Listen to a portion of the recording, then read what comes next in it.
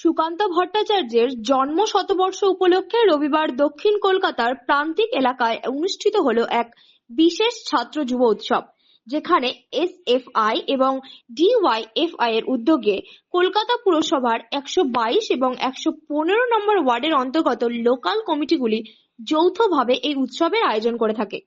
বামপন্থী ছাত্র আন্দোলনের নতুন ধারাকে সামনে রেখে এই ছাত্র যুব উৎসবের মাধ্যমে নবযৌবনকে নতুন উদ্যোগে জাগিয়ে তোলার এক গভীর বার্তা দেওয়ার চেষ্টা করা হয়েছে। সমাজ এবং শিক্ষার ক্ষেত্র থেকে শুরু করে সংস্কৃতি এবং মানবিক মূল্যবোধের পুনর্জাগরণের আহ্বান নিয়ে এই উৎসবের মাধ্যমে ছাত্র এবং যুব সমাজকে সক্রিয়ভাবে যুক্ত করার চেষ্টা করছেন এই সংগঠনগুলি। এদিন উৎসবের অংশ হিসাবে অনুষ্ঠিত হয় এক বসে আঁকো প্রতিযোগিতা, যার মাধ্যমে তরুণ প্রজন্মের সৃষ্টিশীল মনকে বিকশিত করার পাশাপাশি সমাজ সচেতনতার বার্তাও পৌঁছে দিতে চায় আয়োজকরা।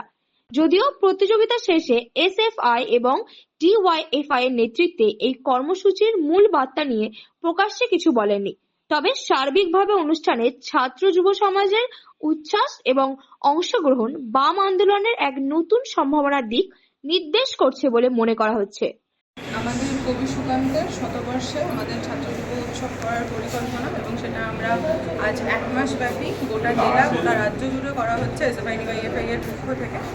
এটা করার একটা অন্যতম কারণ হচ্ছে যেভাবে আমাদের বিজেপির ফ্যাসিস্ট সরকার এবং তাদের কৃতি ছাত্রী আমাদের এখানে মমতা বন্দ্যোপাধ্যায় বাংলার সংস্কৃতিকে নষ্ট করছে। আজকে আমরা দেখলাম আসামে রবীন্দ্রনাথ ঠাকুরের গান গাওয়ার জন্য, রবীন্দ্রসঙ্গীত গাওয়ার জন্য তাকে সেটাকে রাষ্ট্রদ্রোহ বলে বিজেপি চিহ্নিত করেছে।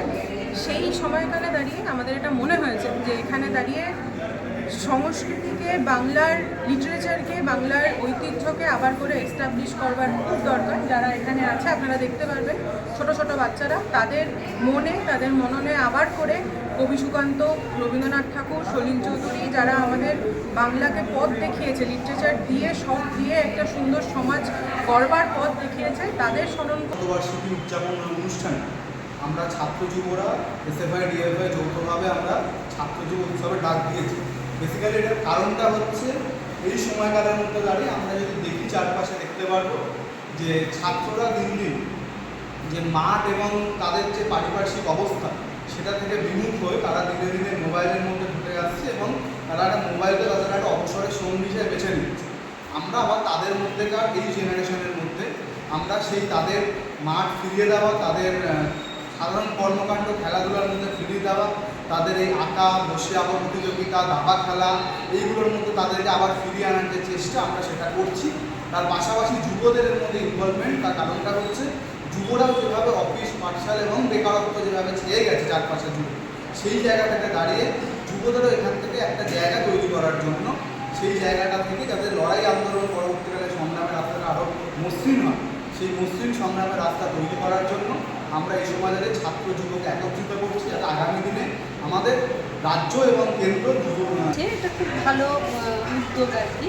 কারণ এখনকার বাচ্চারা তো সব ছবি আঁকতে ভুলে যাচ্ছে, সবসময় ফোনের মধ্যে পড়ে রয়েছে, ফোন দেখি সব কিছু। কিন্তু এইসব প্রোগ্রামগুলো হলে বাচ্চারা উৎসাহ পায়, 5টা বাচ্চার সাথে তাদের দেখা হয় এবং খেলাধুলো করতে পারে বা দেখে কিছু শেখে। এই জন্য এই ধরনের প্রোগ্রামগুলো দরকার, এবং এনারা যে প্রোগ্রামগুলো উদ্যোগ নিয়ে করেছেন এটা খুব ভালো।